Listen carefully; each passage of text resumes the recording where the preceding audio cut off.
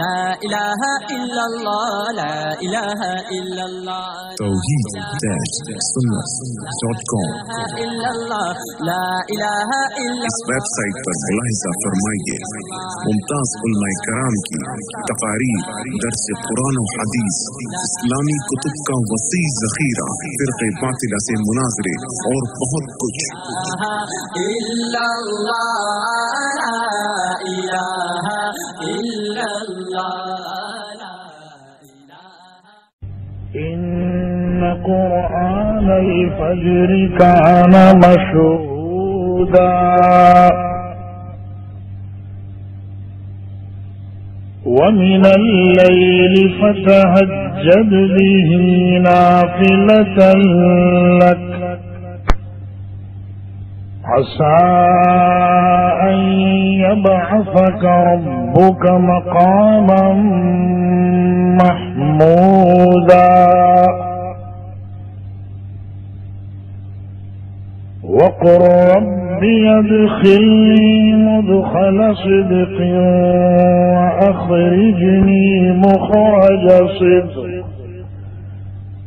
واجعل لي من لدنك سلطانا نصيرا وقل جاء الحق وزهق الباطل إن الباطل كان زهوقا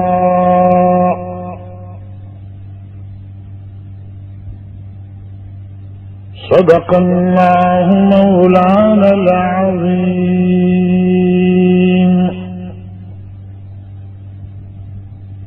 وقال الله تبارك وتعالى ولله على الناس حج البيت من استطاع إليه سبيلا ومن كفر فإن الله غني عن العالمين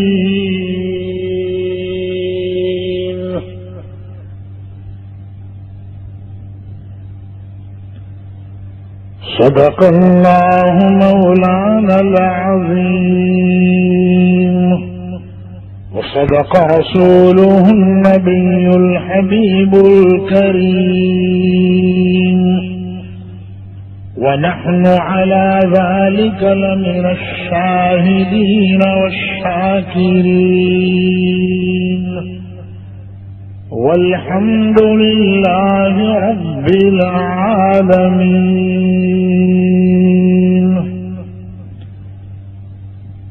وقال النبي صلى الله عليه وسلم بني الإسلام على 5: شهادة أن لا إله إلا الله وأن محمدا رسول الله وإقام الصلاة وإيتاء الزكاة وصوم رمضان والحج. وقال النبي صلى الله عليه وسلم الحج العرفة. وقال النبي صلى الله عليه وسلم الحج العج والسج، أو كما قال رسول الله صلى الله عليه وسلم. حج کا مہینہ ہے، رمضان اور حج میں مناسبت ہے. ابھی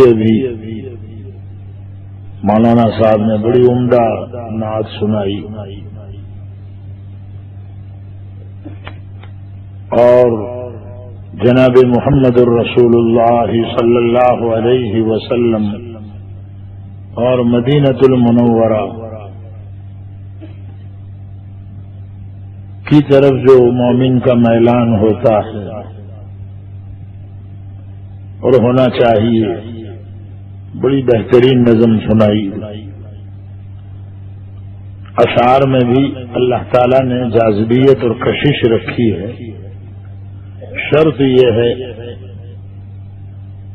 کہ جو اشعار بنانے والا ہو وہ بھی نیک آدمی ہو، اللہ والا ہو، اور پڑھنے والا بھی اللہ والا ہو، ورنہ نعتیں تو یہ فلمی گانا بنانے والوں نے بھی بنائی ہیں، انہوں نے بھی نظمیں لکھی، مگر اس میں روحانیت نہیں ہوگی، اگرچہ پڑھنے والے مولانا صاحب کیوں نہ ہو۔ یا اشعار بنانے والا تو اللہ کا نیک بندہ ہے، ولی ہے، مگر پڑھنے والا غلط آدمی ہے، تب بھی وہ کشش نہیں رہے۔ دونوں میں لازم ملزوم ہے، بنانے والا بھی نیک ہو اور پڑھنے والا بھی نیک ہو، تو پھر اس میں کشش ہے۔ حضرت مولانا ابو الوفا شاہ جہاں پوری رحمۃ اللہ علیہ،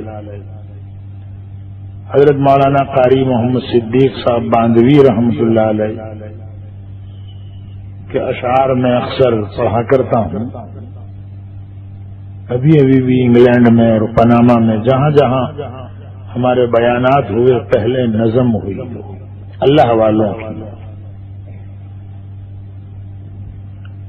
ہمارے بزرگوں میں حضرت مولانا قمر الزمان صاحب الہ آبادی مد اللہ ذلہ، آپ کے یہاں بھی تشریف لا چکے ہیں حضرت، کٹھوڑ میں میرے خیال سے بار بار آئے ہوں گے، کمتھاریا آتے ہیں خانقاہ میں، اللہ کے نیک بندے ولی، ان کے ساتھ قاری انیس صاحب ہوا کرتے ہیں، تو قاری انیس صاحب کے یہ اشعار ہیں، میرا جی چاہتا ہے کہ ان کو سنا دوں اور پھر اپنی بات شروع کر دوں، وقت کو سامنے رکھتے ہوئے۔ بہت لمبا بیان بھی نہیں ہوگا کہ آئندہ آپ موٹا ورا شاہ میں مجھے بلانا چھوڑ دیں کہ بھئی مولوی رفیق بڑودوی کا کینسل کر دو، کیونکہ 12 بجے تک پوچھنا چھوڑتے نہیں ہیں وہ، تو لمبے لمبے بیانات مقصود نہیں ہیں۔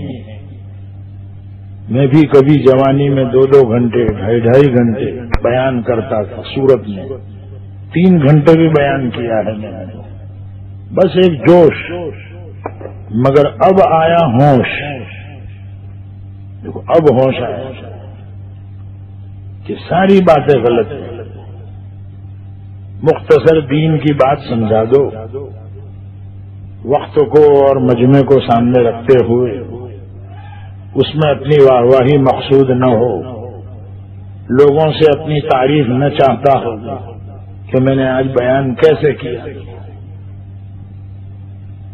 بلکہ اللہ کے لیے بیان ہو، قرآن اور حدیث کو سامنے رکھتے ہوئے، فضول باتیں نہ ہو، اور جس میں ایمان والوں کے لیے کچھ سبق ہو۔ تو ایک سبق تو ابھی مولانا نے دیا، دوسرا سبق قاری انیس صاحب کا ہے کہ ہم مسلمانوں کو ایک ہو کر رہنا چاہیے، اختلافات ختم کر دینے چاہیے، منتشر قوم بہت جلد فنا ہوتی ہے، منتشر قوم بہت جلد فنا ہوتی ہے، اور متحد قوم کے بازو میں بقا ہوتی ہے۔ ہم ایک بنے، نیک بنے، یہ پیغام ہے حدیث کا۔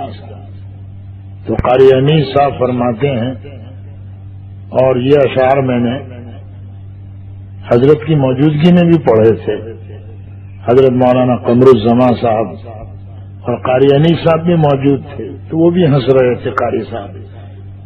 میں نے کہا یہ آپ ہی کے اشعار ہیں جو سنا رہا ہوں، تو حضرت نے بہت دعائیں دی مجھے۔ حضرت بھی ایسے اشعار کو پسند فرماتے ہیں۔ فرشتوں میں ڈھونڈوں کہ نبیوں میں ڈھونڈوں، وہ میری مشہور نظم ہے. تو وہ سنائی تو حضرت رو رہے تھے.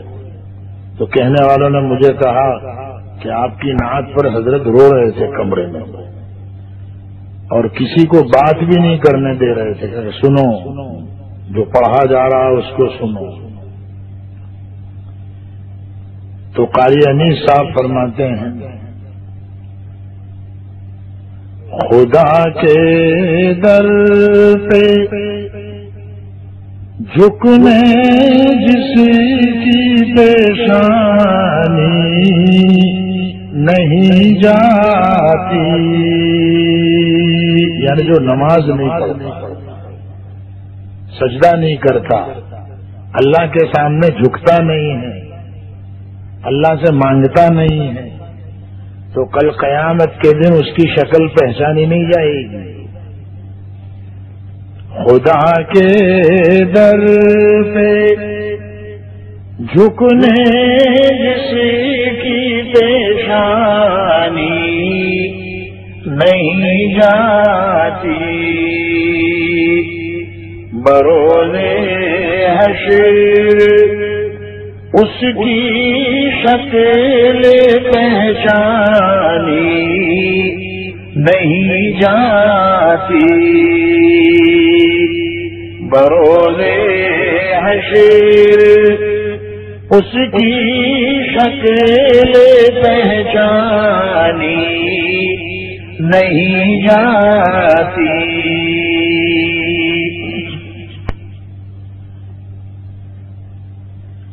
نہیں تھمتے میرے آنسو جو ان کی یاد آتی ہے،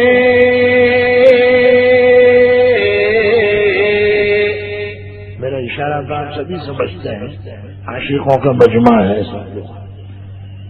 لیکن مدینے والے آقا کے عاشق گوری چمڑی والے نہیں، وہ تو ابھی 9 سے 12 میں بیٹھے ہوں گے، وہ مجمع الگ ہے. گوری چمڑی والوں کا مجمع الگ ہے اور مدینۃ المنورہ والا مجمع الگ ہے، وہ یہ ہے. تو اس میں سونا مناسب نہیں ہے. 5-6 آدمی ذرا سو رہے ہیں تو پڑوس والے ذرا ان کو اٹھا دیں، کیونکہ بیان انشاءاللہ ابھی ختم ہو جائے گا. مجھے معلوم ہے آپ گاؤں والے ہو، جلدی سونے والے ہو، اور جہاں 10-15 آدمی کو سوتا ہوا دیکھتا ہوں میں بیان فوراً بند کر دیتا ہوں، میرا معمول ہے. ہاں 1-2 سوتے ہیں تو بیان بند نہیں کرتا، کیونکہ 2 کے لیے میں پورے مجمع والوں کا نقصان نہیں کرتا ہوں.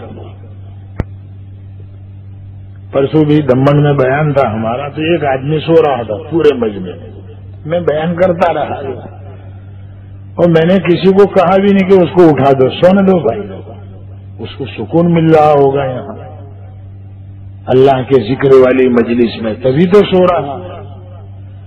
تو 2-3 اگر سوتے ہوں وہاں تک تو ہم یہ تعویل کر لیتے ہیں. 10-15 سونا شروع مت کر دیو اللہ کے واسطے، نہیں تو ابھی بیان فنش ختم دے. آخر دعوانا الحمدللہ رب العالمین. غلام بھائی ناراض نہیں ہوں گے، آپ فکر نہ کریں، میں غلام بھائی کو سمجھا دوں گا بعد میں، جو ہمارے آج کے میزبان ہیں، دائی ہیں. ہمارے یوسف بھائی کٹھوڑ والوں کے واسطے سے دعوت ملی کہ غلام بھائی نے دوبارہ یاد کیا ہے آپ کو، تو پھر آ گئے. اب انشاءاللہ آپ تیسری مرتبہ بھی یاد کریں گے تو آ جائیں گے. بڑائی ہمارے دل میں نہیں ہے. ہاں شرط یہ ہے کہ گنجائش ہو، وہ تاریخ خالی ہو یا آ سکتے ہوں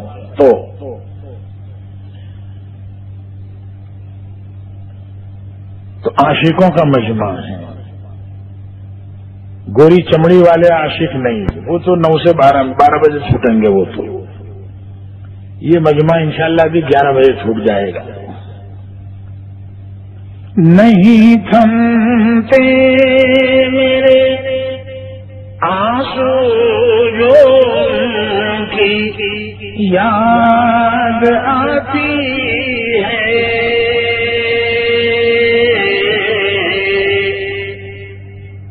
میرے دریائے الفت کی طغیانی نہیں جاتی. بہت اچھے شعر ہیں، مجھے بہت پسند ہے. پاناما میں عید کے دن میں نے سنائے تھے، بہت بڑا مجمع، پورا میدان بھرا ہوا تھا عید کے دن میں. تو میں نے قاری صاحب کی یہ اشعار سنا کیونکہ اتفاق کا سبق ہے اس میں، اور پورے پاناما کے لوگ جمع تھے ایک ہی میدان میں، وہاں ایک ہی جگہ عید ہوتی ہے کھلے میدان میں، اور انہوں نے عید ہمارے ذمے رکھی ہے کہ عید کی نماز، خطبہ، بیان سب آپ کے ذمے ہو.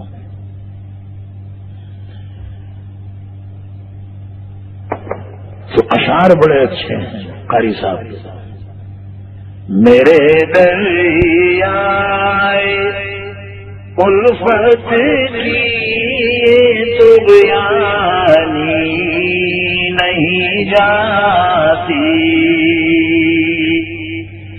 حضرت کی جب یاد آتی ہے تو آنکھیں رونے لگتی، اور دل کے اندر جو محبت کا دریا ہے وہ جوش مارنے لگتا ہے. دیکھو یہ اس کا ترجمہ ذرا سنا دوں تو پھر شعر سننے میں مزہ آتا ہے، ورنہ خاموخواہ سر ہلاتے رہتے ہیں لوگ کہ بھئی اب ہلاؤ نے ماتھو مولوی صاحب نے ہارو لاگیا دے گے، ابھی یہ تو ہمڑا છે આપણને તો સાંભળવું નહીં તો એ હમણાવે છે તો આપણે પછી એમ ચાલુ કરી દેવાનું. દેખો વાહ ને સમજ પડતી નહીં, કોઠે की भी समझ नहीं पड़ रही है. तो मोटा वराछा वालों ऐसा हाल न हो इसलिए मैं तर्जुमा बता देता हूँ. वैसे अल्हम्दुलिल्लाह समझदार लोग हैं, फिर भी दो चार तो ऐसे होते ही हैं, समझाना पड़ता है. तो मेरे दिल में जो मोहब्बत का दरिया है वो जोश मारने लगता है, उसमें तूफान आता है, फिर वो तूफान बैठता नहीं है. मेरे दरियाए उल्फत की तुग़यानी नहीं जाती. गले का हार करने कलमे सैयद कोई मोमिन.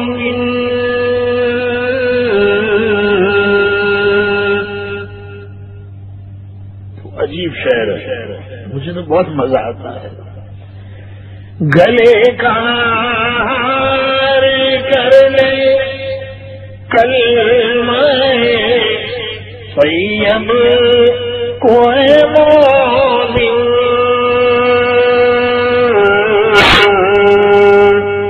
तो फिर देखेंगे क्यों कर दिल की वैरानी नहीं जाती. तो फिर देखेंगे क्यों कर दिल की वैरानी नहीं जाती. दिल आबाद हो जाएगा. हम अपना मकान 2 महीने तक बंद रखें और 2 महीने के बाद खोलें तो आपने देखा कचरा जम जाता है, सब कचरा, धूल, मिट्टी, रेती. तो दिल में भी कचरा जम गया. कारी साहब के तो दिल के कचरे को साफ करने के लिए क्या करना पड़ेगा? कलमा तैयब को बार बार पढ़ना पड़ेगा, इसके मुख्तजा पर अमल करना पड़ेगा. खाली पढ़ना नहीं, अमल करना पड़ेगा कि मैं इस जमीन पर अल्लाह का बंदा हूं, लिहाजा अल्लाह के अहकाम पर चलना जरूरी है.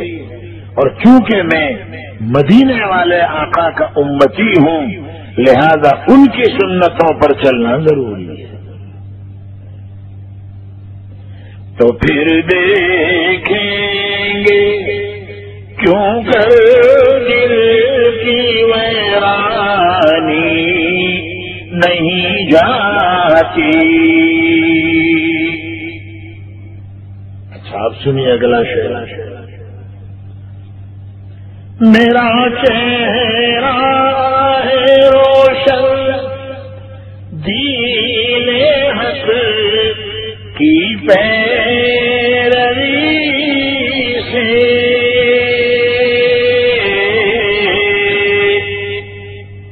جو آدمی دین پر چلتا ہے اس کا چہرہ بھی روشن ہوتا ہے. آپ نے دیکھا ہوگا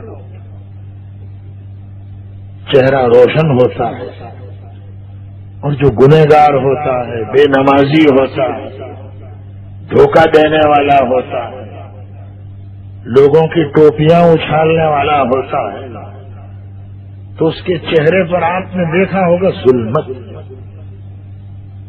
انقباض، نفرت اتاری ہو جاتی ہے. میرا چہرہ ہے روشن دین حق کی پیروی سے،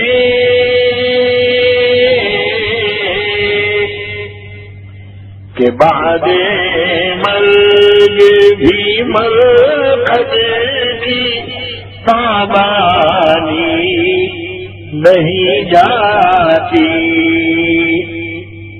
کہ بعد مرگ بھی مرقد کی تابانی نہیں جاتی.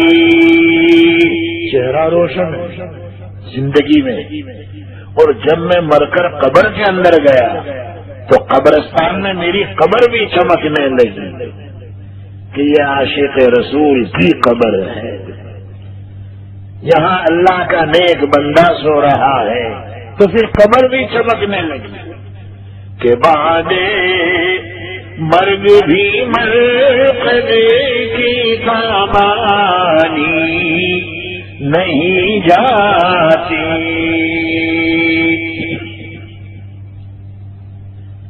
اب مسلمانوں کو ایک ہونا چاہیے، اتفاق ہو، اتحاد ہو، بھائی چارہ ہو. بلکہ ہم تو ہندو مسلم بھائی بھائی یہ نعرہ لگانے والے لوگ ہیں، سب بھائی. اس ملک میں رہنے والے جو ہیں وہ بھی ہمارے بھائی، کوئی جھگڑا نہیں، کوئی اختلاف نہیں، بھائی بھائی. تو پھر مومن تو کیوں نہیں ہوئے؟ مسلمان متحد ہوتے ہیں تو کلمے کی برکت سے،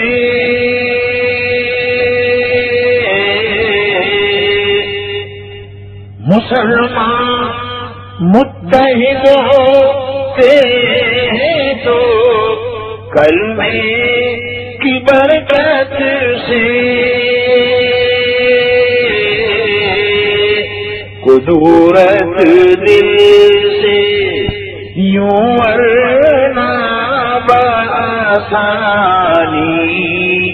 نہیں جاتی، قدرت دل سے یوں ورنہ بآسانی نہیں جاتی. کلمے کی برکت ہوتی ہے تو دل میں سے نفرت نکل جاتی ہے، عداوتیں، حسد، بغض، کینہ، کپٹ. ہاں یہ عام بیماری ہے ہم مسلمانوں میں، حسد، بغض، کینہ. کسی کا اچھا مکان ہم نہیں دیکھ سکتے، کسی کی اچھی گاڑی ہم نہیں دیکھ سکتے، کسی کی اچھی عزت ہم دیکھ نہیں سکتے. حسد، بغض، کینہ، کپٹ.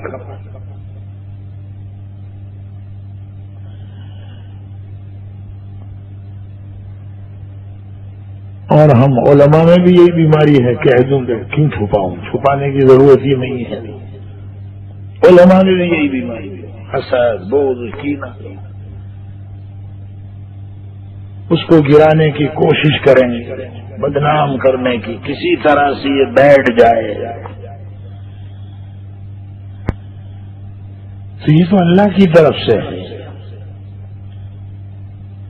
آپ کے موٹا بڑا چھانا مجھے بتاؤ کہ ایک خط بھی میں نے لکھا ہوں، کہ تمہیں میں نے بھولی گیا કેમ નથી બોલાવતા, تمہیں میں نے بیان માટે કેમ નથી. ایک خط ہے آپ کے پاس, آپ بتائیں تو میں آپ کو 10,000 انعام دوں گا. زیادہ نہیں, 10 دینے کی ہمت ہے, 10,000 انعام ابھی اسی وقت. نہیں ہوں گے تو لے لوں گا قاسم بھائی سے, محمود بھائی سے, یہ میرے تعلق والے ہیں, اور احمد بھائی ان سے لے لوں گا. یہ تو اللہ کی طرف سے ایک چیز ہے. حدیث میں ہے مشکات شریف کی حدیث, واعظ و نصیحت کرنے والا, قصہ گوئی کرنے والا یا تو امیر ہوگا, یہ بادشاہ کا حق ہے, یا مامور ہوگا, بادشاہ جس کو آرڈر دے دے. سعودی عرب میں دیکھو مسجد حرام میں سیدھا کوئی ہی کیوں نہ ہو, سیدھا جیل میں. آپ کو آرڈر ہے بیان کرنے کا, بادشاہ نے کہا ہے آپ کو, کیوں کھڑے ہوئے؟ سیدھا جیل میں. وہاں مکہ اور مدینہ میں تو جیل کے سوا کوئی تیسرا راستہ ہے ہی نہیں میرے گھر میں, سیدھا جیل.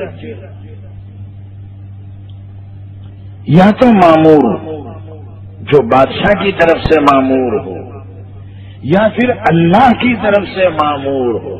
دیکھو شراح مشکات نے یہ تشریح کی ہے, لا يقص الا امیر او مامور او مختال. قصہ گوئی نہیں کرے گا مگر بادشاہ, یہ اس کا حق ہے, یا مامور بادشاہ جس کو آرڈر کرے دو, مامور.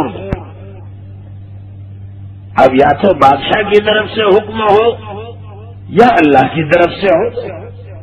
اب اللہ کی طرف سے مامور ہو, اس کی علامت کیا ہے؟ علماء نے اس کی علامت بتائی ہے شراح مشکات میں, کہ عام لوگوں کا رجحان اس کی طرف ہو جائے تو سمجھ لو یہ مامور من اللہ ہے. عام لوگوں کا رجحان تو بڑوں کی دعائیں, حضرت مولانا احمد اللہ صاحب راندیری, حضرت مولانا احمد رضا اجمیری رحمہ اللہ, ہمارے قاری عبدالرشید صاحب کے والد محترم, ان کی دعائیں, حضرت مفتی عبدالرحیم لاجپوری رحمہ اللہ, حضرت مولانا اسماعیل موٹا رحمہ اللہ, ان کی دعائیں, حضرت مولانا اسماعیل سنبھلوی رحمۃ اللہ علیہ, اور ان کا نامی کیوں چھوڑ دوں جن کو پوری دنیا جانتی ہے, میرے شیخ حضرت مولانا محمد زکریا مہاجر مدنی نور اللہ مرقدہ, ان کی دعائیں,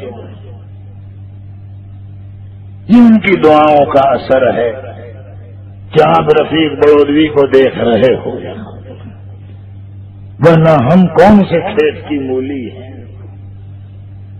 یہ تو بزرگوں کی دعائیں ہوتی ہیں. تو قاری صاحب اخیر میں کہہ رہے ہیں محمد مصطفیٰ کا ذکر ہے تسکین کا باعث, انیس بے نوازے سرخوانی نہیں جاتی, بروزے حشر اس کی شکل پہچانی نہیں جاتی, بروزے حشر اس کی شکل پہچانی نہیں جاتی. ایک مرتبہ درود شریف پڑھیں.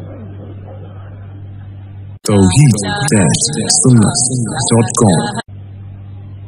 قرآن محترم حاضرین مجلس, اللہ تبارک و تعالی نے ہم تمام کو اس دنیا میں عبادت کرنے کے لیے پیدا فرمایا ہے. وما خلقت الجن والانس الا ليعبدون. میں نے جنات اور انسانوں کو عبادت کرنے ہی کے لیے پیدا فرمایا ہے. جنات کی خلقت بھی عبادت کے لیے ہوئی تھی، مگر چونکہ ان میں شرارت کا مادہ زیادہ ہے جنات میں. ہم سے پہلے دنیا میں جنات رہتے تھے زمین پر، مگر انہوں نے شرارتیں زیادہ کی، آپس میں ایک دوسرے کو مارنا لڑنا. تو اللہ نے فرشتوں کے ذریعے سے ان کو سزا لگوائی اور وہ جنات جنگل میں بھاگ گئے. پھر انسانوں کو پیدا کیا اللہ نے. یا معمور ہوگا بادشاہ جس کو آرڈر دے گا. سعودی عرب میں دیکھو مسجد حرام میں سب کی مجال ہے، کھڑے ہو کے نحمدہ و نصلی علی رسولہ الکریم، سیدھا جیل میں، سیدھا کوئی ہی کیوں نہ ہو، سیدھا جیل میں. آپ کو آرڈر ہے بیان کرنے کا، بادشاہ نے کہا ہے آپ کو، کیوں کھڑے ہوئے؟ سیدھا جیل میں. وہاں مکہ اور مدینہ میں جیل کے سوا کوئی تیسرا راستہ ہے ہی نہیں میرے خیال سے، سیدھا جیل. یا تو معمور جو بادشاہ کی طرف سے معمور ہو، یا پھر اللہ کی طرف سے معمور ہو. دیکھو شراح مشکات نے یہ تشریح کی ہے، لا يقص الا امیر او معمور او مختال.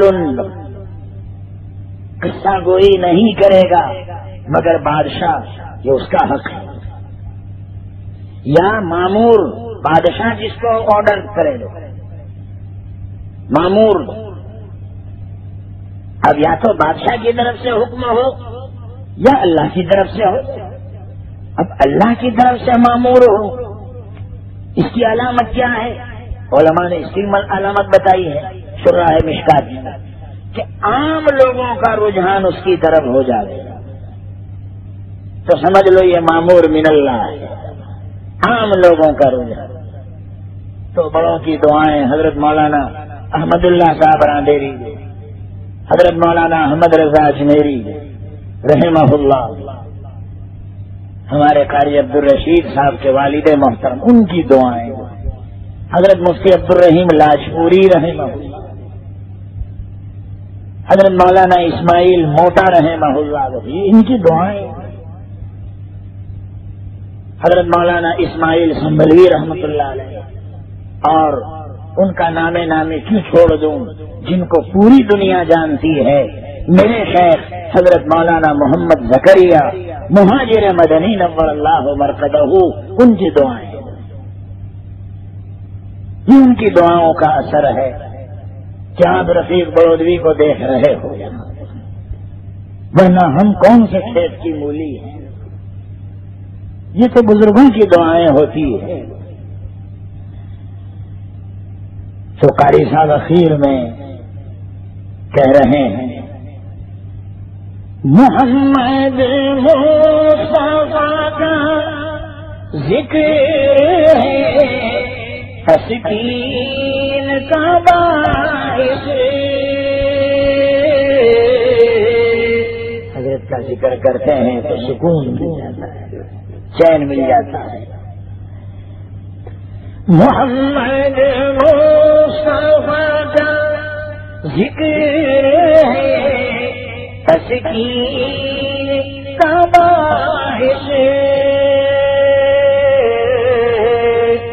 انیس بے نوازے سرنا بھانی نہیں جاتی، بروزے حشر اس کی شکل پہچانی نہیں جاتی، بروزے حشر اس کی شکل پہچانی نہیں جاتی. ایک مرتبہ درود شریف پڑھنا. قرآن محترم حاضرین مجلس، اللہ تبارک و تعالی نے ہم تمام کو اس دنیا میں عبادت کرنے کے لیے پیدا فرمایا ہے. وما خلقت الجن والانس الا لیعبدون. میں نے جنات اور انسانوں کو عبادت کرنے ہی کے لیے پیدا فرمایا ہے. جنات کی خلقت بھی عبادت کے لیے ہوئی تھی، مگر چونکہ ان میں شرارت کا مادہ زیادہ ہے جنات میں. ہم سے پہلے دنیا میں جنات رہتے تھے زمین پر، مگر انہوں نے شرارتیں زیادہ کی، آپس میں ایک دوسرے کو مارنا لڑنا.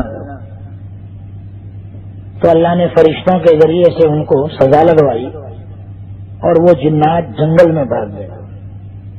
پھر انسانوں کو پیدا کیا اللہ نے. جنات بھی ایک مخلوق ہے، قرآن اور حدیث سے اس کا ثبوت ہے، اس کا انکار نہیں کر سکتے ہیں. وہ بھی ایک مخلوق ہے ہماری جیسی. ہمارے دادا نے جنات کی شکل بھی بتائی تھی مجھے، وہ میں بھی آپ کو بتاتا نہیں ورنہ آپ کی نیند رخصت ہو جائے گی. 3 بجے تک نیند آئے گی نہیں آپ کو. میں تو بڑودا پہنچ جاؤں گا 2:45 بجے کو، اور آپ ڈر جاؤ گے کہ بھئی یہ رفیق بڑودی کو کون بلاتا ہے یار، یہ ایسے اڈیے بتاتا ہے یہاں ہمیں یہاں کون کہی ہوتے کہ جنات کی شکل بتا، تو اس لیے بتاتا نہیں. ہمارے دادا نے مجھے بتائی تھی کیونکہ بڑے عامل تھے وہ، زبردست. ہمارے دادا محودلہ گاؤں میں، اور ہمارے عثمان نانا صاحب جو کٹھوڑ کے ہیں وہ تو ہمارے پورے خاندان کو جانتے ہیں. ابھی دعوت دی انہوں نے کہ میں تو آپ کے پورے خاندان کو جانتا ہوں، اور انہوں نے ہمارا بچپنا بھی دیکھا. تو جنات ایک مخلوق ہے. ہاں ہر جگہ جنات ہیں یہ نہیں کہہ سکتے. ذرا کوئی باری ہل رہی ہے یا کوئی پرانا چیزڑا ہل رہا ہے تو ہم ڈر گئے کہ جنات لاگے تھے. مولوی صاحب برابر کہنے کا جنات لاگے تھے. تو بیچارہ رات کو 2:30 بجے پیشاب کرنے بھی نہیں اٹھتا ڈر کے مارے گا، کیونکہ آواز آئی کھٹا پٹ کھٹا پٹ تو سیدھا پھٹ پھٹ پھٹ بھاگا اور بولے بڑھ گیا. جنات ہونا چاہیے. فجر میں 6:30-7 بجے دیکھا تو بکری تھی، اس کا سر ٹوٹے ہوئے تگارے میں پھنس گیا تھا. تو بیچاری سر ہلا رہی تھی وہ تگارے میں سے نکالنے کے لیے، تو وہ سنگڑے کے ٹکرانے کی آواز تھی کھٹا پٹ. تو اب پتا چلا کہ تو مر گئی آپ بکری ہے. تو میں تو جنات سمجھتی تھی. مر گئی تو نے تو میرا پیشاب بھی بند کر ڈالا. ہاں تو ہو ہی نہیں. جو اللہ سے نہ ڈرے اللہ اس کو بکری سے ڈراوے. موٹا ورا چھا والو یاد رکھنا، میری بات یاد رکھنا. جو اللہ سے نہ ڈرے تو پھر اللہ بکری سے ڈراتے ہیں، کتوں سے ڈراتے ہیں، اور رات کو ہواؤں سے ڈراتے ہیں. تو یہ کوئی ضروری نہیں کہ جنات ہر جگہ ہو. اس لیے کسی کے دھوکے میں آدھی مت جائیے اللہ کے واسطے. ہاں میں یہ بھی کہہ کے جاتا ہوں وہ مخلوق ہے. ہمارے گھر میں بھی تھا، ہماری اماں نے کہا کہ بیٹا میں دیکھتی ہوں روزانہ رات کو 2:30 بجے 3 بجے کوئی برقعے والی عورت آتی ہے، پانی پیتی ہے مٹکے میں سے اور پھر چلی جاتی ہے. کبھی پورے گھر میں چکر لگاتی ہے. مجھ سے بڑے بھائی عبد الحکیم ہیں، تو اماں نے عجیب بات کہی کہ گھوڑیے میں بھائی ہوتا ہے روتا ہے، میں اٹھانے جاتی اس سے پہلے تو وہ رکھ دیتی میرے پاس پر غائب ہو جائے. اماں نے میں نہیں ڈرتی کچھ بھی نہیں، آیت الکرسی پڑھ کے سو جاؤ.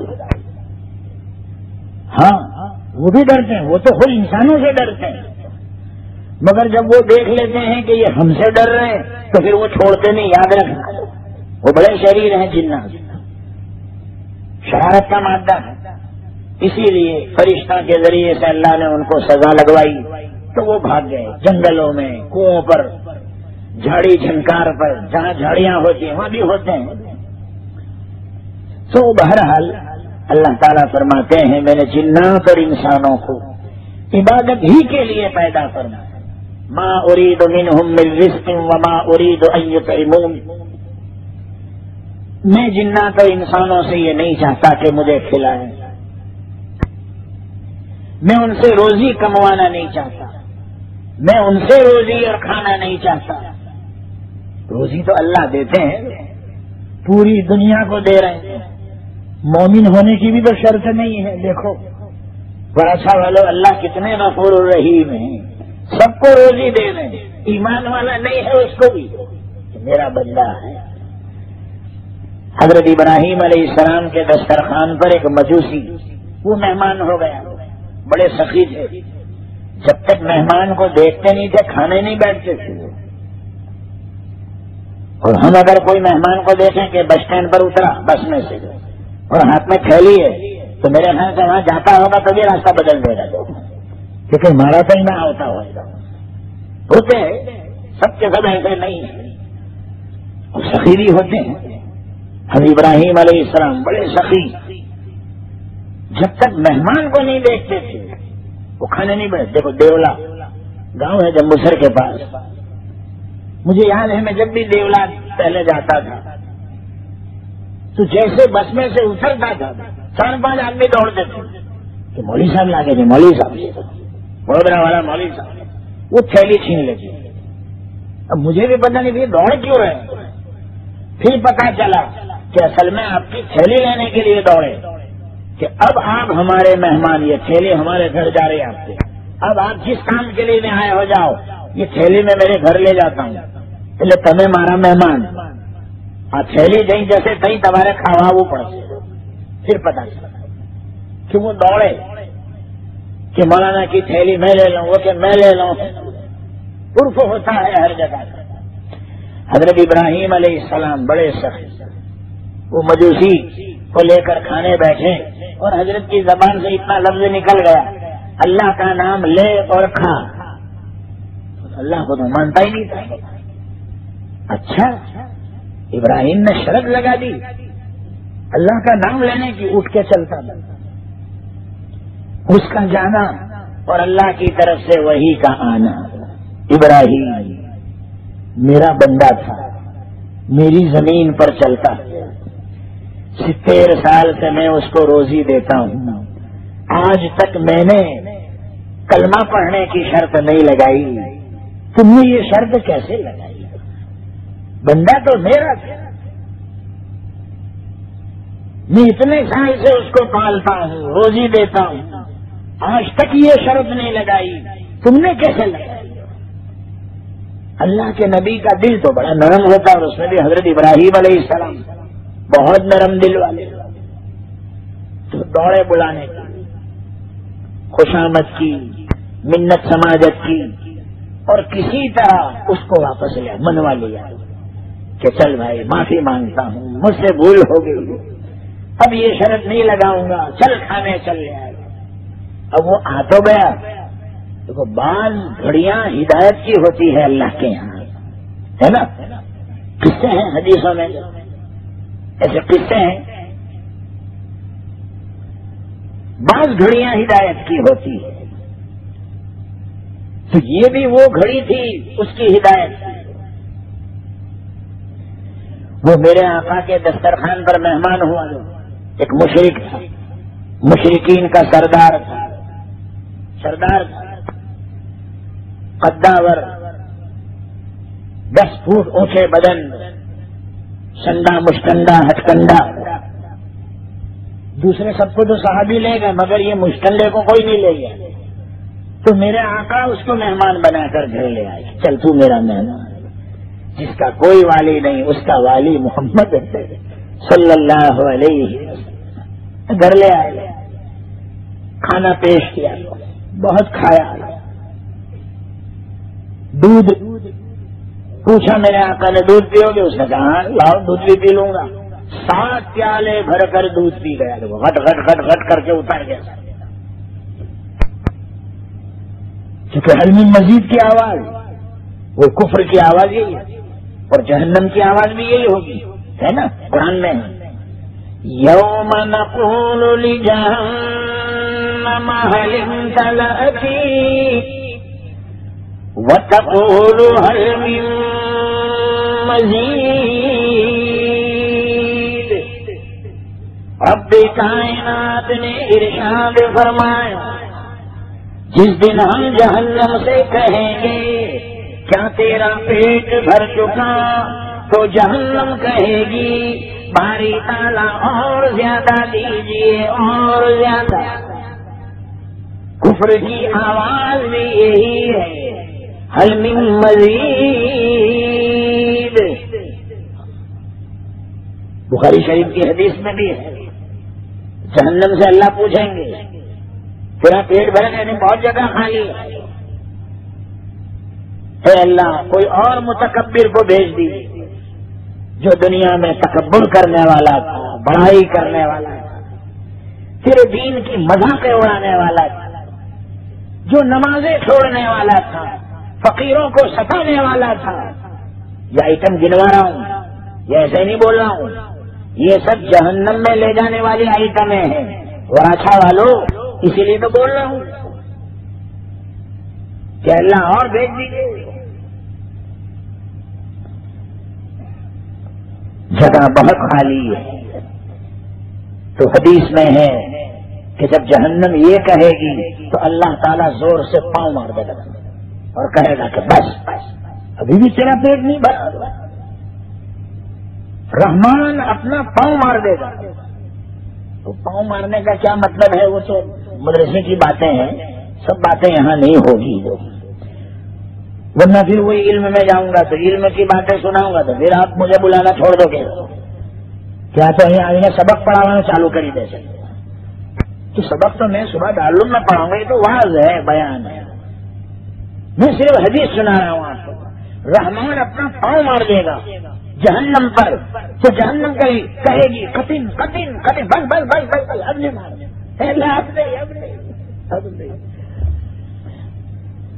اور جنت سے بھی اللہ پوچھیں گے کہ جگہ ہے خالی؟ تو کہ ہاں باری تعالیٰ جگہ ہے، بہت سے بنگلے ابھی خالی ہیں، بہت سے گارڈن اور باغیچے خالی ہیں۔ اللہ تعالیٰ اپنے فضل سے ایک مخلوق پیدا فرمائیں گے کہ جنہوں نے نہ نماز پڑھی ہوگی، نہ دنیا میں مصیبتیں دیکھی ہوگی، نہ بیماری، نہ اللہ اپنے فضل سے ایک مخلوق پیدا کریں گے اور ان کا کہیں گے جاؤ تم جنت میں چلے جاؤ۔ تب موٹا وراچھا والوں کی تو رال ٹپکنے لگی کہ مولوی صاحب پھر وہی جماعت میں ہوتے تو بہت اچھا ہوتا نا، تاکہ یہ دنیا کے جھمیلے تو نہ دیکھتے، یہ جھگڑے، یہ مصیبتیں، یہ بیماریاں، یہ ڈایابٹیس، کم بخت جہاں جہاں وہاں ڈایابٹیس، یہ کیا بیماری ہے کم بخت، اور بلڈ پریشر میں انگلینڈ میں بھی گیا، انگلینڈ میں کئی بس ڈائبٹیز، شوگر۔ جنت میں شوگر نہیں ہوگی، جنت میں کوئی بیماری نہیں۔ اللہ تعالیٰ کہیں گے چائے میں شکر مت ڈال، شکر کی کیٹلی میں چائے ڈال اور پی، تیرے جتنے پینے، اور جتنے گلاب جامن تیرے کھانے ہو کھا، کوئی ڈائبٹیز نہیں۔ تو ہم جنت میں جنت کے گلاب جامن کھائیں گے انشاءاللہ، بولو ذرا زور سے، ہاں ایسا زور سے، تاکہ میں دوبارہ آؤں آپ کے موٹا وراچھا میں۔ کھائیں گے، جنت میں کوئی بیماری نہیں ہے، زکام کی بیماری بھی نہیں ہے۔ ایک مولوی صاحب حدیث پڑھا رہے تھے طلبا کو کہ جس نے اپنا نسب نامہ غلط بیان کیا، اپنے باپ کے علاوہ کی طرف بیان کیا، من انتسب الی غیر ابیہ، اور اسی طرح جس نے دین کا علم دنیا کے لیے سیکھا، دنیا کا مال بٹورنے کے لیے سیکھا، اور صرف مناظروں کے لیے سیکھا تاکہ لوگ میری طرف مائل ہوں، علم اس لیے سیکھا، تو حدیث میں وعید ہے لم یرہ رائحۃ الجنہ، وہ جنت کی خوشبو بھی نہیں سنے، یعنی جنت میں نہیں جائے گا۔ تو مولانا نے مطلب بتایا کہ ایک جنٹل مین آ کے بیٹھ گیا وہ کلاس میں، بھائی میں سجا ہوا دھجا ہوا بریف کیس ہاتھ میں، اور تھک تھک تھک تھک کرتا ہوا آ کے بیٹھ گیا، اور مولانا نے جب یہ حدیث کا مطلب سنا تو بولنے لگا، اور کیا بول رہا ہے کہ مولوی صاحب اس سے یہ کہاں سمجھ میں آیا کہ وہ جنت میں نہیں جائے گا؟ ہو سکتا ہے جنت میں جاوے اور خوشبو نہ سونگے، یہ ایک شکل ہو سکتی ہے۔ مولانا نے پوچھا یہ کیسے؟ تو کہنے لگا اس کو زکام کی بیماری ہوگی جنت میں، تو جس کو زکام کی بیماری ہوتی ہے وہ کچھ خوشبو سونگ نہیں سکتا، یہ مطلب ہے حدیث کا۔ تو مولانا بھی جاوے ایسے نہیں تھے، ہاں وہ بھی ایسے ہی تھے، منہ توڑ جواب دینے والے، اور ہونا ہی چاہیے، ہر جنٹل مین کو منہ توڑ جواب دینا چاہیے۔ مولانا نے ہنس کر کہا کمبخت ایسی جنت میں تو ہی چلا جائیے جہاں زکام کی بیماری ہو، ہم تو ایسی جنت میں جائیں گے جہاں بیماری نام کی نہیں ہوگی، جا وہ زکام والی جنت تجھے مبارک ہے۔ یہی وَإِذَا خَاطَبَهُمُ الْجَاهِلُونَ قَالُوا سَلَامًا، رحمان کے نیک بندے وہ کہ جب ان کا سابقہ جاہلوں سے پڑتا ہے تو کہتے ہیں تم سے دور کی سلام، وہ بحث نہیں کرتے۔ تو جنت میں جو مزہ آئے گا نا وہ دنیا کی مصیبتیں جھیلنے کے بعد ہی آئے گا۔ ہاں یہ سن لو موٹا بڑا سوال۔ حضرت مولانا یعقوب نانوتوی رحمۃ اللہ علیہ نے فرمایا کہ خیر جنت میں تو وہ لوگ بھی جائیں گے مگر ان کو جنت میں اتنا مزہ نہیں آئے گا جتنا ہم کو مزہ آئے گا، ہے نا؟ دنیا کی زندگی، مصیبتیں، پریشانیاں، بیماریاں، الجھنیں، سر کٹول اور پتہ نہیں کیا سے کیا۔ موٹا وراثہ والے ہونے اس سے ذرا مثال دے کے بات کرنی پڑے گی، مثال کے بغیر سمجھیں گے نہیں۔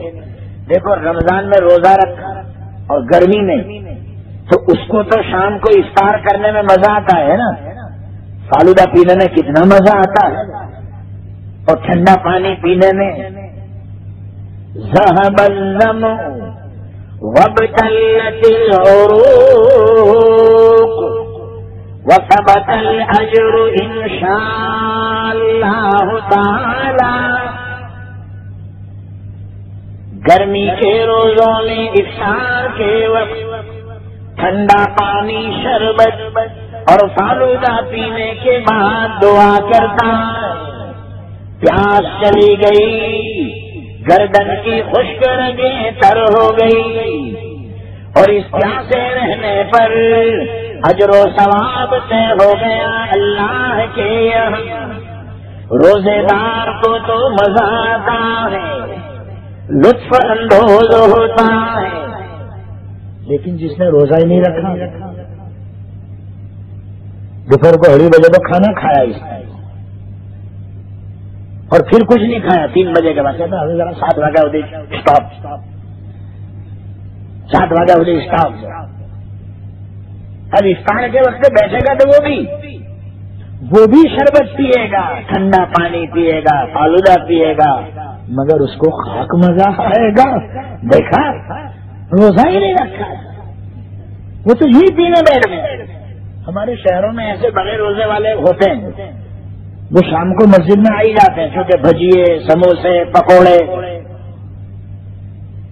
تو وہ مکوڑے بھی بہت ہوتے ہیں پکوڑے کے پیچھے، تو ان کو پتا ہے ان کی ناک سون لیتی ہے کہ پکوڑے آئے تو وہ بھی آ جاتے ہیں مغرب سے 20 منٹ پہلے اور بیٹھ جاتے ہیں، اور بعض مرتبہ تو خالی خالی تھوکنے بھی کھڑے ہوتے ہیں، تھوک نہیں آتا تو بھی کھینچ کے نکالتا ہے، بیٹھ جانا اللہ کے ہاتھ سے بیٹھ جانا، کائی کو نکالتا ہے کھینچ کے اندر سے۔ تیرے کو کس نے کہا کہ روزہ ٹوٹتا ہے؟ اندر کا مال اندر رہنے دے، وہ تو اندر گوڈاؤن میں پڑا ہوا ہے، رہنے دے گوڈاؤن میں، کم بخت نہیں نکلتا تو بھی بھائی بہ ہی جا، ہی نے بہ ہی جا جو پھیل رہا مگر بیٹھ جا، روزہ نہیں ٹوٹتا۔ وہ تو باہر سے کوئی چیز اندر جائے اس سے ٹوٹتا ہے۔ تو میں آپ کو مثال دوں، خون ہماری رگوں میں ابھی دوڑ رہا ہے تو وہ ہے، مگر ابھی وضو نہیں ٹوٹا، اس کی جگہ میں ہے خون۔ ہاں جب لگ جائے اور خون نکل کر باہر آ جائے اور بہنے لگے اب وضو ٹوٹا، ورنہ خون تو ابھی بھی ہے۔ یہ ہاتھ میں کیا ہے؟ یہ خون نہیں ہے تو اور کیا ہے؟ ذرا سوئی گھونپو دیکھو ابھی خون نکلتا ہے کہ نہیں؟ اور ابھی بڑھائے پڑتا ہے کہ وہ بات جب سوئی ڈالو اندر ابھی خون نکل، مگر وہ اس کی جگہ میں ہے، وہ باہر نہیں نکلا ہے۔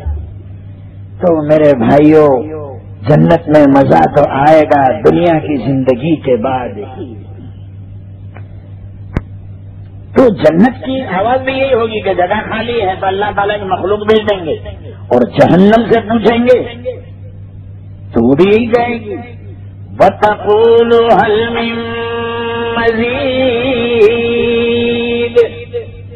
جنت تو نیک لوگوں کو طلب کرے گی، لیکن جہنم تکبر کرنے والوں کو، زکات نہ دینے والوں کو، غریبوں کا دل دکھانے والوں کو، دین کی باتوں کا مذاق اڑانے والوں کو، نماز نہ پڑھنے والوں کو اور نصیحت نہ سننے والوں کو طلب کرے گی جہنم۔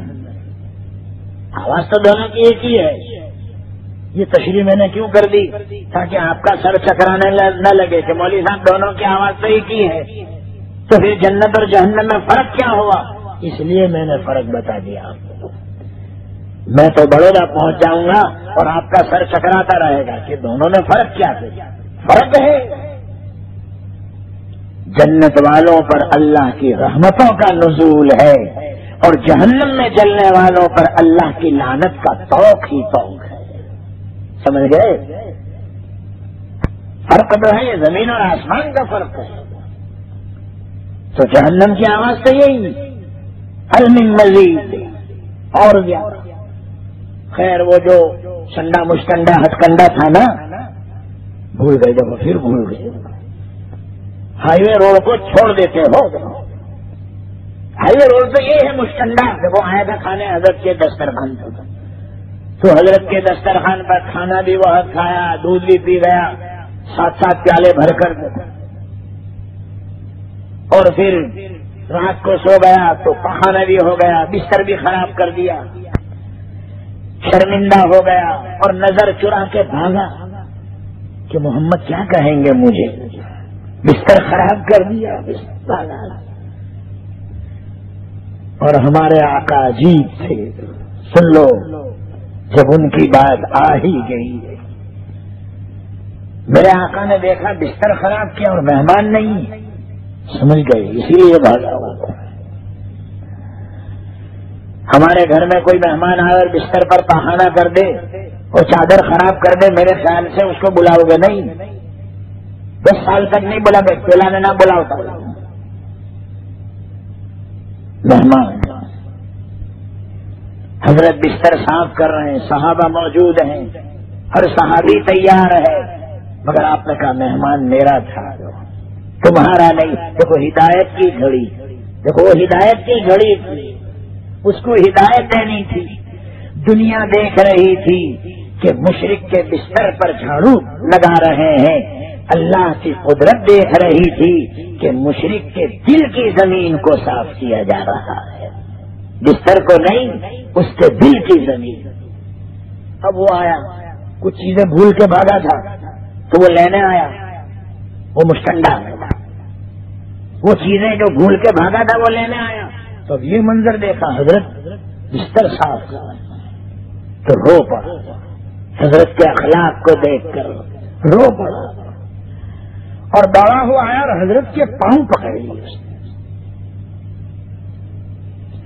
اور رو کر کہنے لگا محمد میری ظاہری غلاظت کو بعد میں صاف کرنا، پہلے میری باطنی غلاظت کو صاف کر دیجیے، کلمہ پڑھا دیجیے، تاکہ میرے دل میں جو کھوٹا تانبا ہے وہ کھڑے سونے کی شکل میں بدل جائے۔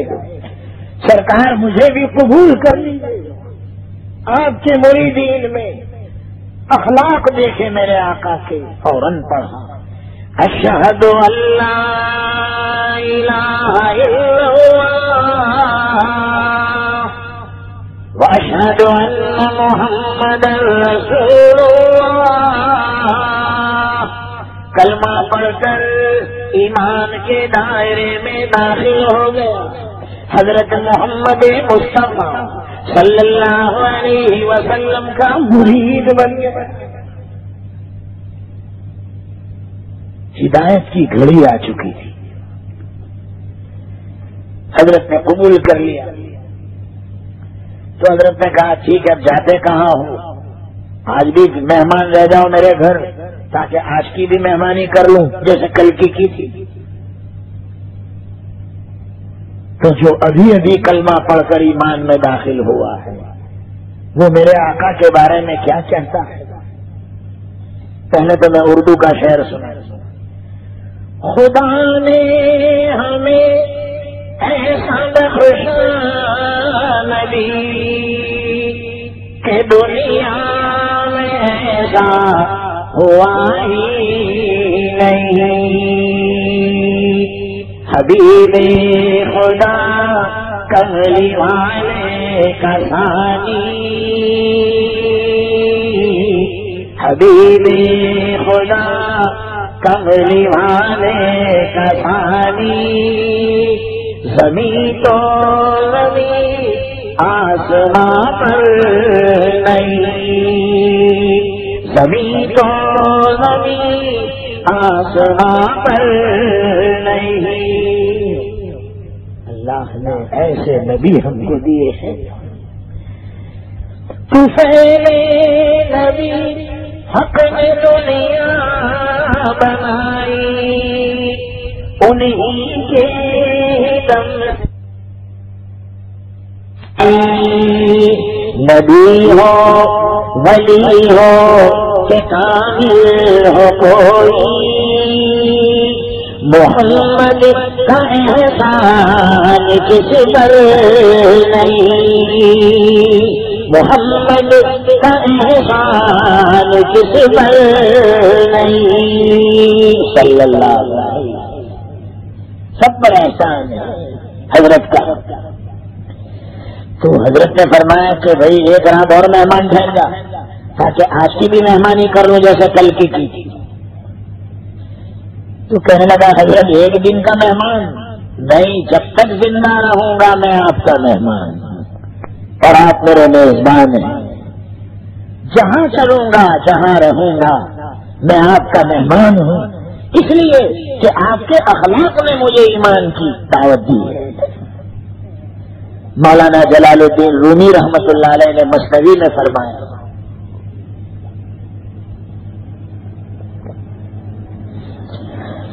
گشت مومن گفتگو مصطفیٰ. گشت مومن گفتگو مصطفیٰ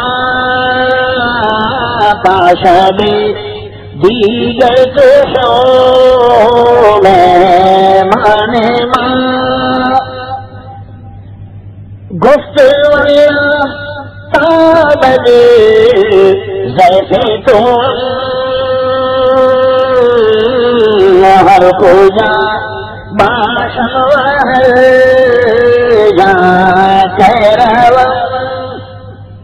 مصطفی نے فرمایا وہ مومن ہو گیا تو محمد مصطفیٰ صلی اللہ علیہ وسلم نے فرمایا ایک رات کا اور مہمان بن.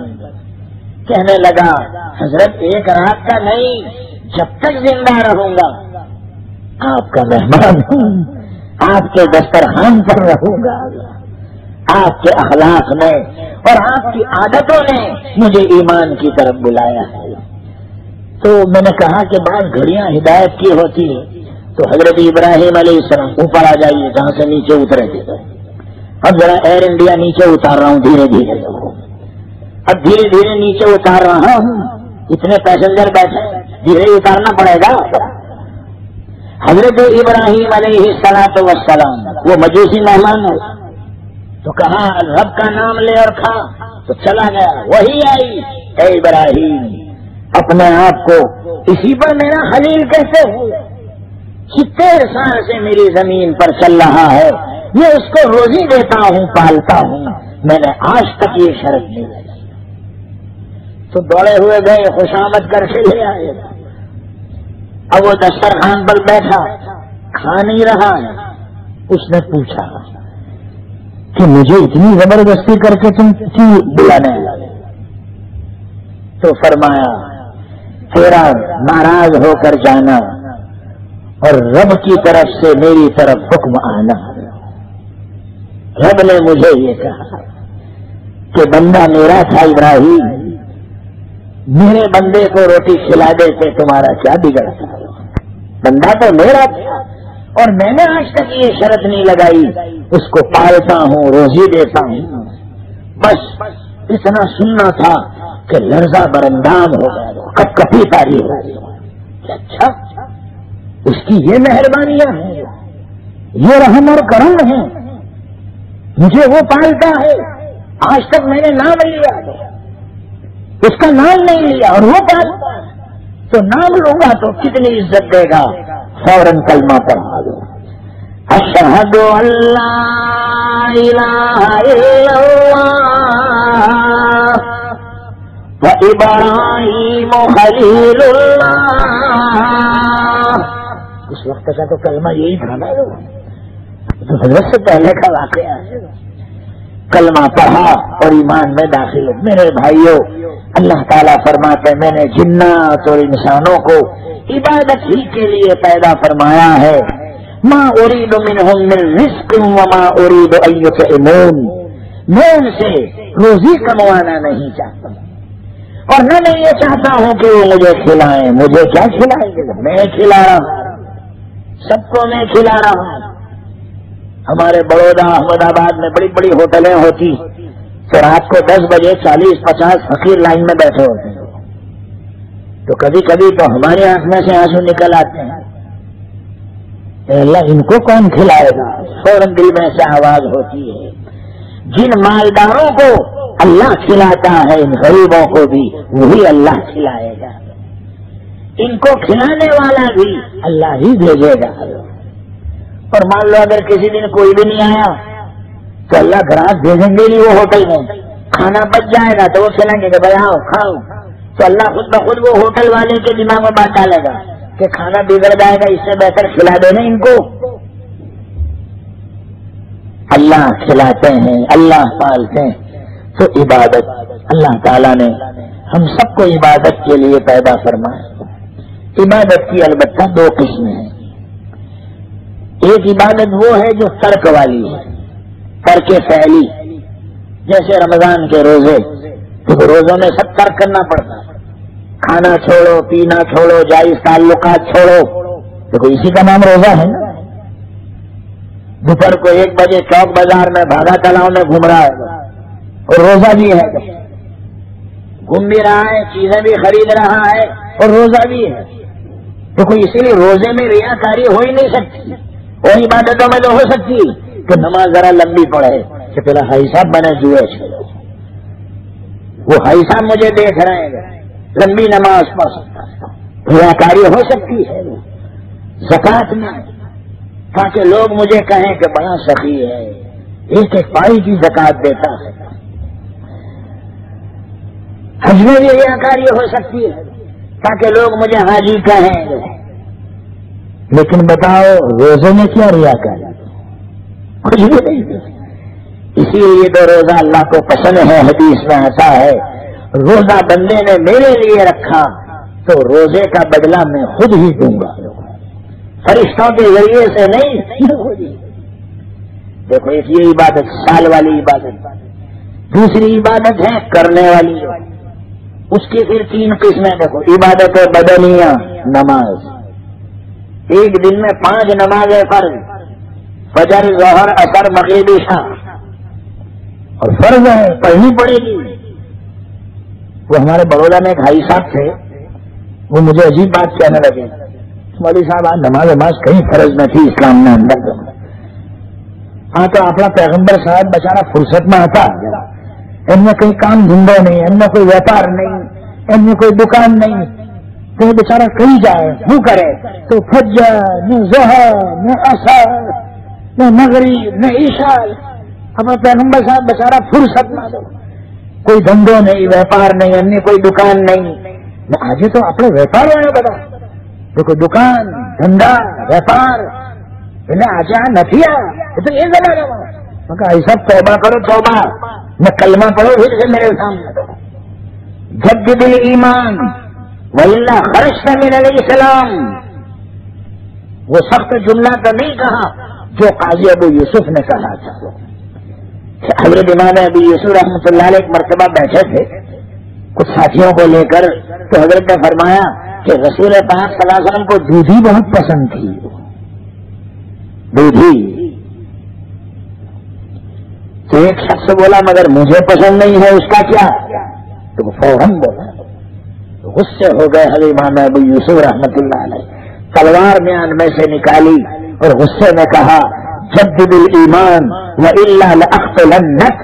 ایمان کو پھر سے تازہ کر ورنہ تلوار سے سر کو قلم کر دیتا ہوں. پھر سے پڑا کر. اب دیکھیے دودھی کھانا واجب نہیں ہے، فرض بھی نہیں ہے، مگر اس کو ترک بھی نہیں کرنی چاہیے. دودھی بنایا کرو، ہر 2-3 دن میں دودھی گھر میں بننی چاہیے. عقل تیز ہوتی ہے، دودھی کھانے سے عقل تیز ہوتی ہے، نگاہیں تیز ہوتی ہے. ہاں، اور گوشت کے بوٹے ذرا کم کھائیے، یہ بوٹے کھانے سے بہت عقل دھب ہو جائے گی. وہ کھائیے، ایک بوٹی کھا لی بہت ہو گیا. ہاں دودھی تو حضرت امام یوسف رحمۃ اللہ علیہ تو غصے میں کہہ دیا تیرا سر قلم کر دوں گا. تو خیر میں نے وہ حاجی صاحب کو آج ظہر کے بعد بڑودہ میں بیان تھا، وہاں بھی میں نے ایک قسم کا ایسا قصہ سنایا تھا، مگر خیر اب وہ ظہر والی مجلس میں نہیں جاتا ورنہ بات لمبی ہوگی. ایک قصہ بڑودہ میں سنایا، ظہر بعد دوسرا آپ کو سنایا، چلو یوں لے لو. میں نے وہ حاجی صاحب سے بات ختم کر دی. ان کا ایسی بات نہیں ہے، حضور کو فرصت میں مت سمجھنا. قرآن کہہ رہا ہے وَإِنَّ لَكَ فِي النَّهَارِ سَبْحًا طَوِيلًا. قرآن تو کہہ رہا ہے، رب کائنات فرما رہے ہیں اے ہمارے لاڈلے نبی، رات کی تنہائیوں میں تہجد پڑھ لیا کرو، رب سے مانگ لیا کرو، رب کے سامنے زمین نیاز جھکا لیا کرو رات کو. کیوں؟ بے شک دن میں آپ کو البتہ بڑی مشغولی ہے. میں نے کہا جاہل بھائی صاحب، قرآن میں اللہ تو یہ کہہ رہے ہیں وَإِنَّ لَكَ فِي النَّهَارِ سَبْحًا طَوِيلًا، اور آپ یہ کہہ رہے ہو کہ حضور فرصت میں تھے، بیکار تھے، کچھ کام نہیں تھا، دھندا نہیں تھا. تو کیا یہ دھندوں سے تم جاؤ گے؟ تو اسی لیے میں نے قاری انیس کے وہ اشعار سنا اور قرآن پاک کی وہ آیت بھی 15ویں پارے کی. اقم الصلاۃ لدلوک الشمس الى غسق الليل وقرآن الفجر ان قرآن الفجر كان مشهودا ومن الليل فتهجد به نافلة لك عسى أن يبعثك ربك مقاما محمودا. رب کائنات نے ارشاد فرمایا نماز کو قائم کیجیے سورج کے ڈھلنے کے وقت اور رات کے اندھیرے کے چھا جانے تک، اور فجر کے وقت فجر کی نماز میں قرآن کا پڑھنا فرشتوں کی موجودگی کا وقت ہوتا ہے، اور رات میں بھی کچھ نفل پڑھ لیا کریں، یہ مزید فرض ہے آپ کے حق میں. سن لو، رات کی تہجد کی نماز فرض تھی جناب محمد الرسول اللہ صلی اللہ علیہ وسلم پر. ہم پر نفل فرض نہیں ہے رات کے، رات کی تہجد ہم پر فرض نہیں ہے. اٹھ سکو بہت اچھا ہے، اللہ والوں کا طریقہ ہے. حضرت جنید بغدادی رحمۃ اللہ علیہ نے فرمایا موت کے بعد کسی نے خواب میں دیکھا حضرت کو، تو پوچھا اللہ کیا معاملہ ہوا؟ فرمایا جتنے علوم اور فنون تھے اور جتنے علم کی لمبی لمبی کتابیں لکھی تھی سب بیکار ہو. رات کے اندھیرے میں جو اٹھ کر 2-4 رکعت نفل پڑھتا تھا اس نے مجھے کام دیا، وہ میرے کام میں آئی.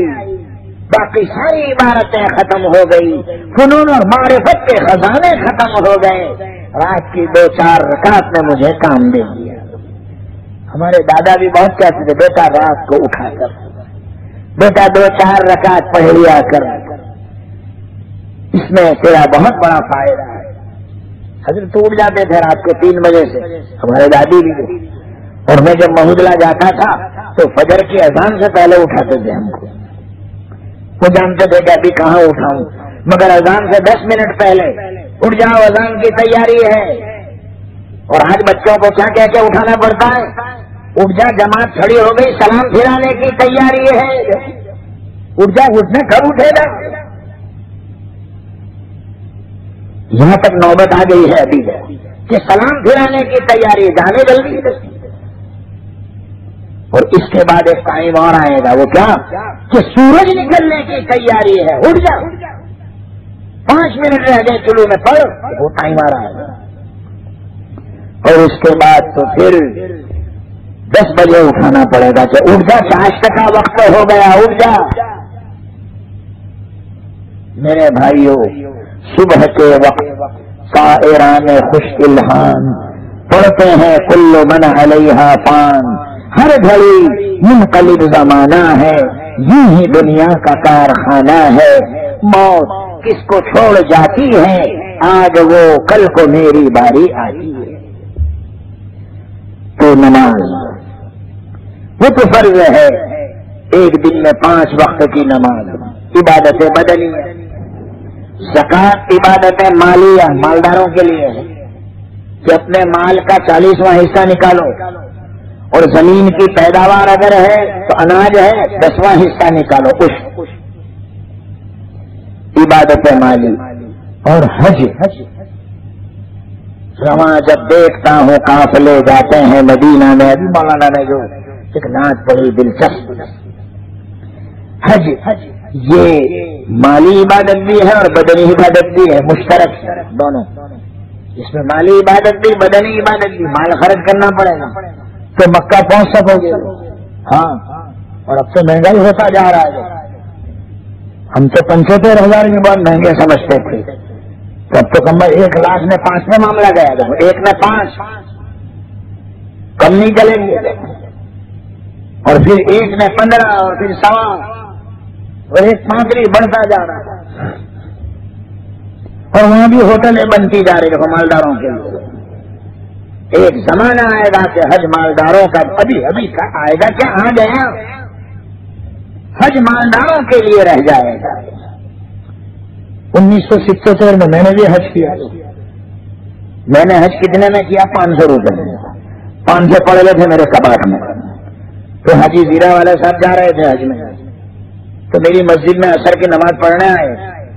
جامع امام تھا، کہ مولانا میرے کو چپل لینے ہیں، حج میں جانا، چلو ذرا چپل کیسے لاؤں، موجڑی کیسے لے. اب چپل خریدنے مولانا آپ بھی تیار ہو جائے، آپ بھی چلو. میں نے کہا بھائی صاحب آپ تو ایسی بات کر رہے ہو جیسے بڑودہ سے بھروچ جانے کا ہو. تو کیا آپ مولوی ہو کر ایسی بات کر رہے ہو؟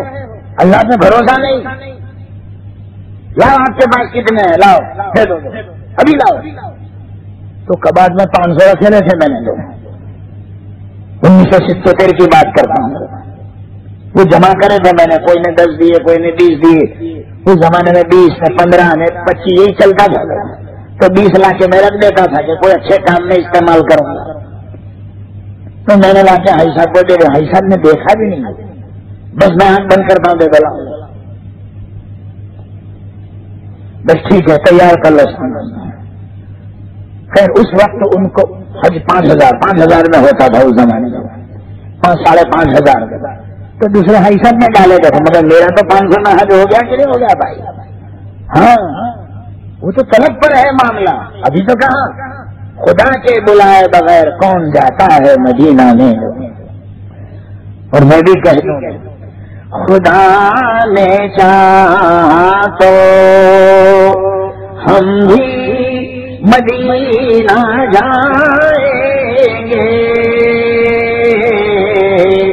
مدینہ جا کے مرادیں سب اپنی پائیں گے انشاءاللہ۔ دو چار شعر سن لو بس، ٹائم ختم ہو گئے، 11 بج گئے ہیں۔ قسم خدا کی اسی آرزو میں جیتے ہیں،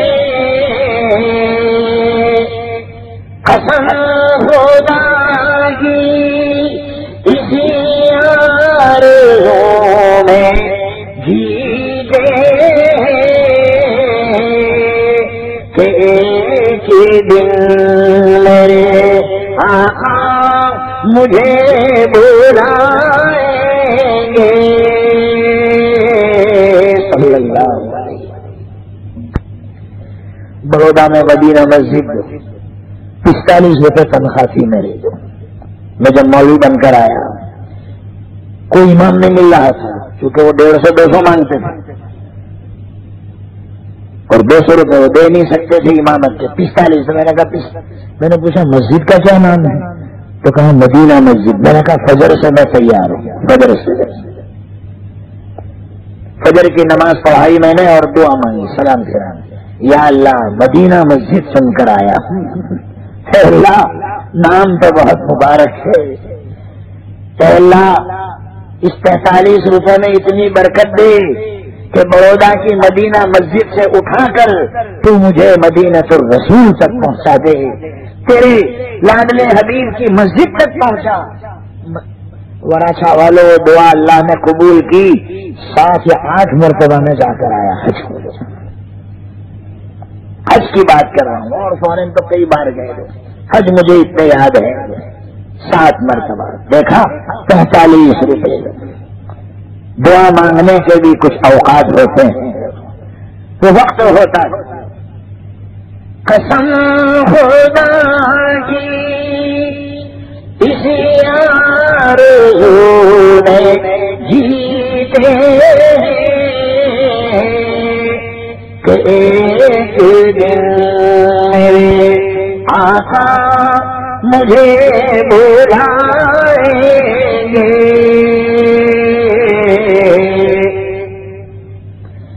نہیں ہے زاد سفر پھر بھی دل یہ کہتا ہے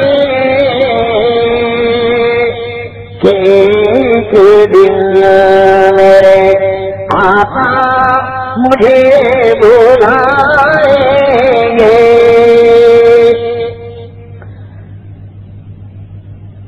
نہیں ہے زاد سفر پھر بھی دل یہ کہتا ہے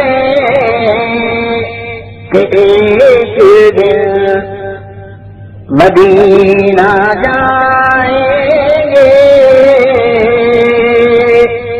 ایک دن تو ہم ضرور مدینہ جائیں گے انشاءاللہ العزیز۔ مدینہ دیکھنا ایک دن ضرور جائیں گے۔ اچھا یہ شعر بھی سن لو، پوری نظر نہیں سنا سکتا۔ پہنچ گئے جو مقدر سے ہم مدینے میں، بلائیں روزے کی لیں گے نثار جائیں گے۔ بلا لیا میرے آقا نے اپنے پاس اگر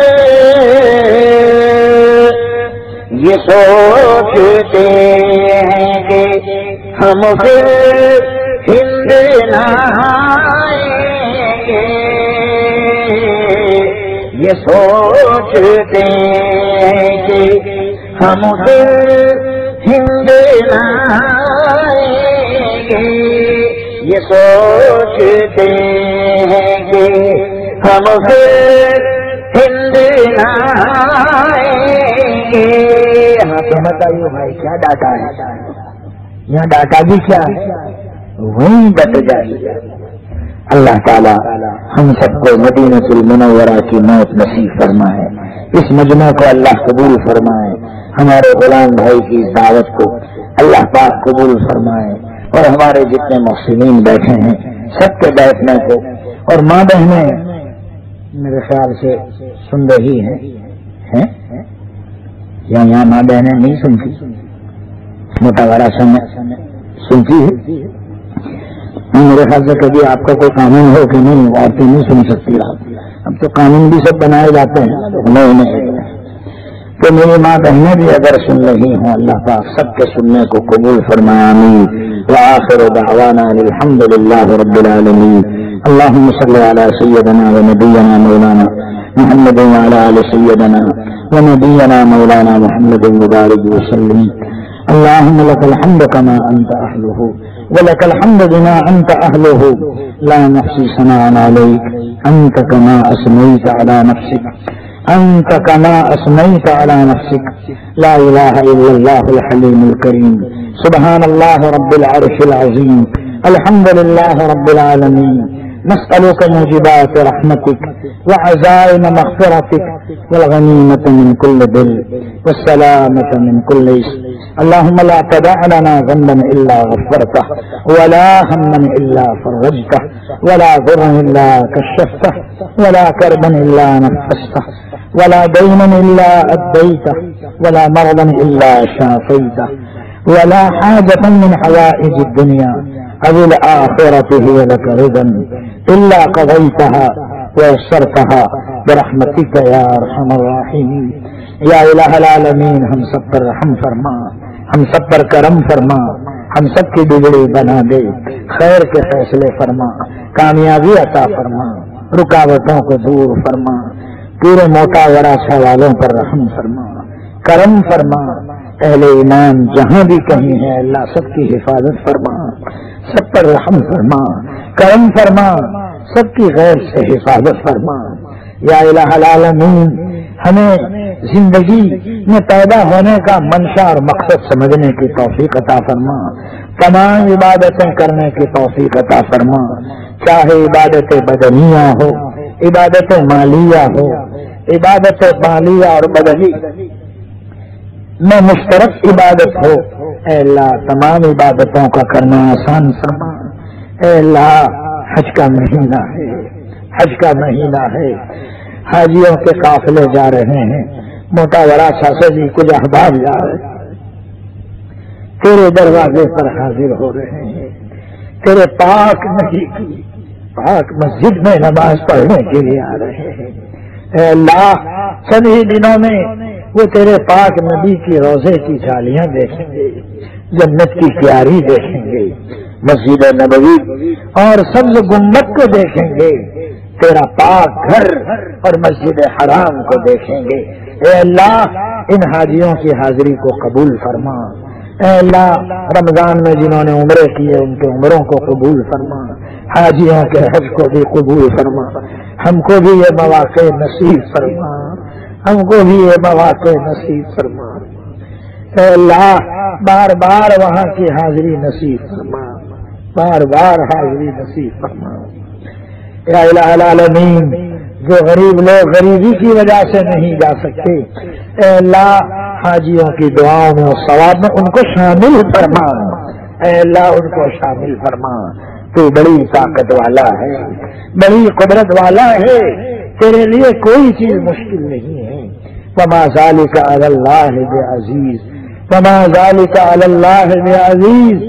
یا اللہ رحم فرما، کرم فرما، عفو درگزر کا معاملہ فرما، پوری امت پر رحم فرما، امت پر کرم فرما، بگڑی کو بنا دے، بھائی چارہ عام فرما.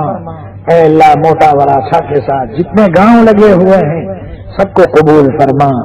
جتنا مجمع یہاں بیٹھا ہے ماں بہنیں سن رہی ہیں سب کو قبول فرما. جائز مرادیں پوری فرما، رکاوٹوں کو دور فرما.